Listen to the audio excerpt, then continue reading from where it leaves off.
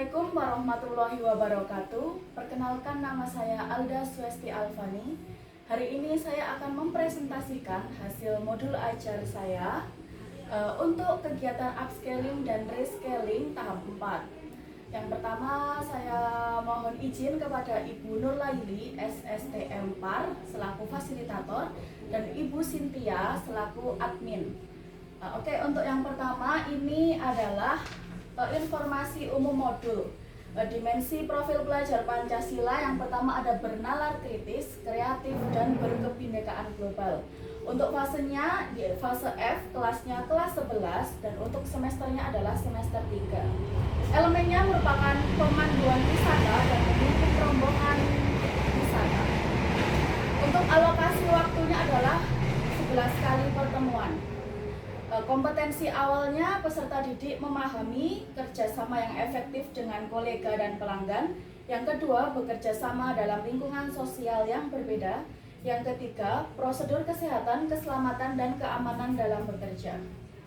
Oke, pada fase F, peserta didik mampu melakukan komunikasi secara lisan dalam bahasa Inggris pada tingkat operasional dasar, melaksanakan prosedur pertolongan pertama, melaksanakan kepemanduan wisata, memberikan pelayanan pada penjemputan, transfer in, dan pengantaran wisata atau transfer out, mengembangkan dan memelihara pengetahuan umum yang diperlukan oleh pemandu wisata, memimpin dan memandu rombongan wisata, mengatur peserta seatur, dan menyiapkan dan menyajikan informasi wisata.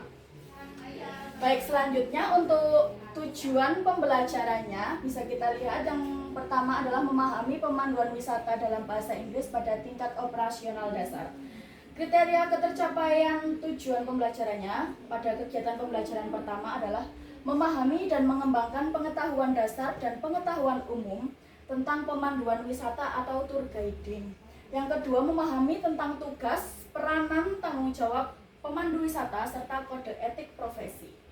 Kegiatan pembelajaran yang kedua, memahami cara menyusun komentari tentang objek wisata atau point of interest dalam pemanduan wisata dengan menggunakan bahasa Inggris.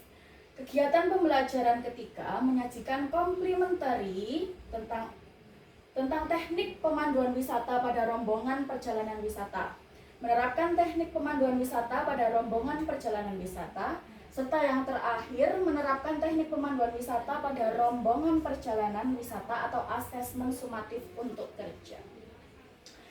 Oke, selanjutnya kegiatan pembelajaran. Memahami dan mengembangkan pengetahuan dasar dan pengetahuan umum tentang pemandu wisata atau tour guide. Memahami tentang tugas, peranan, dan tanggung jawab pemandu wisata serta kode etik profesi. Langkah pembelajarannya pada kegiatan awal yang pertama, peserta didik bersama dengan guru membahas kesepakatan yang akan dicapai dalam kegiatan pembelajaran.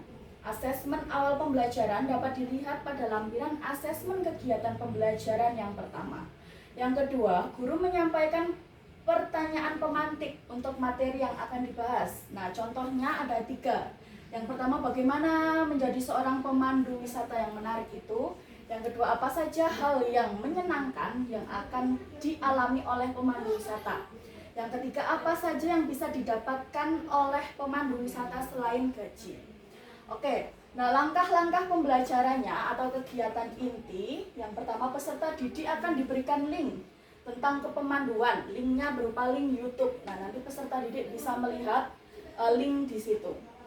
Yang kedua, peserta didik memberikan opini secara bergantian tentang pengetahuan umum, pemanduan wisata, tugas, peran, dan tanggung jawab pemandu wisata, serta kode etik pemandu wisata sendiri. Yang ketiga, peserta didik melakukan eksplorasi dengan menggunakan smartphone atau PC atau bahan pustaka yang terdapat di mini library tentang pengertian pemandu wisata, fungsi, tugas, dan peranan serta kode etik pemandu wisata.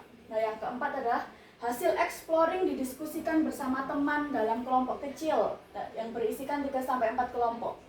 Hasil diskusi bisa dituangkan dalam bentuk PowerPoint bagi siswa yang menyukai pembelajaran menggunakan teknologi, atau berupa gambar bagi yang suka dengan pembelajaran visual, ataupun narasi bagi yang berkemampuan public speakingnya itu sangat tinggi. Nah, yang kelima, setiap kelompok mempresentasikan hasil diskusi di depan kelas untuk mendapatkan penilaian dan masukan dari kelompok lain. Nah, langkah pembelajarannya yang ketiga atau penutup, peserta didik membuat rangkuman terkait materi yang dipelajari. Yang terakhir merupakan refleksi dari siswa dan guru.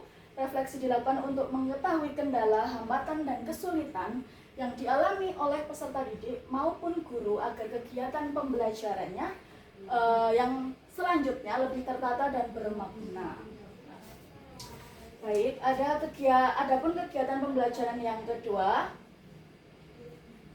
memahami cara menyusun complementary tentang objek wisata atau point of interest dalam pemanduan wisata dengan bahasa Inggris. Langkah pembelajarannya, kegiatan awal, peserta didik bersama guru membahas kesepakatan yang akan dicapai dalam kegiatan pembelajaran.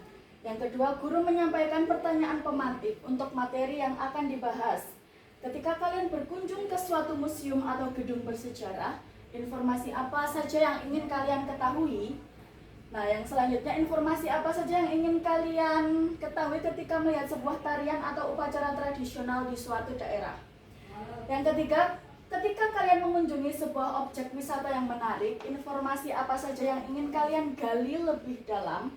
Serta yang terakhir adalah, apa pertama kali yang kalian pikirkan pada kedua gambar makanan ciri khas dari suatu daerah yang ada di bawah ini?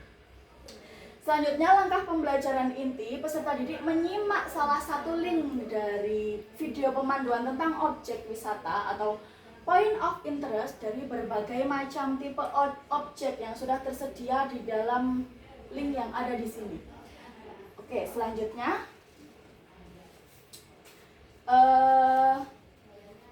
setelah itu menyimak video pemanduan wisata atau membaca buku yang disiapkan, peserta didik diminta untuk memberikan opininya secara bergantian tentang hal-hal penting yang disampaikan dalam memberikan komentar tentang objek pada saat pemanduan wisata. Yang ketiga, peserta didik melakukan eksplorasi dengan menggunakan smartphone atau PC atau bahan pustaka yang disediakan pada mini library tentang beberapa objek wisata yang terkenal. Disarankan untuk memilih objek yang terletak di kotanya sendiri dan sekitarnya terlebih dahulu. Yang keempat, peserta didik membagi diri ke dalam kelompok kecil 3-4 orang untuk menyusun suatu komentari dari objek yang telah dipilihnya ke dalam bahasa Inggris. Penyusunan komentari objek mengacu pada informasi terkini dan benar sesuai dengan kaidah. Pengelompokan bisa dilakukan berdasarkan pilihan objek yang akan dikomentari. Setiap kelompok mempresentasikan hasil diskusinya di depan kelas untuk mendapatkan penilaian dan masukan dari kelompok lain.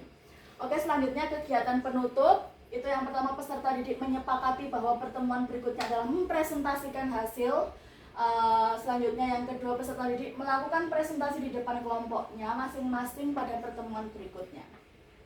Refleksinya dilakukan untuk mengetahui kendala dan hambatan agar materi kedepannya itu bisa lebih tertata kembali. Oke, kegiatan pembelajaran yang ketiga itu kriteria ketercapaian tujuan pembelajarannya menyajikan komentari tentang objek wisata atau point of interest dalam pemanduan wisata dengan bahasa Inggris.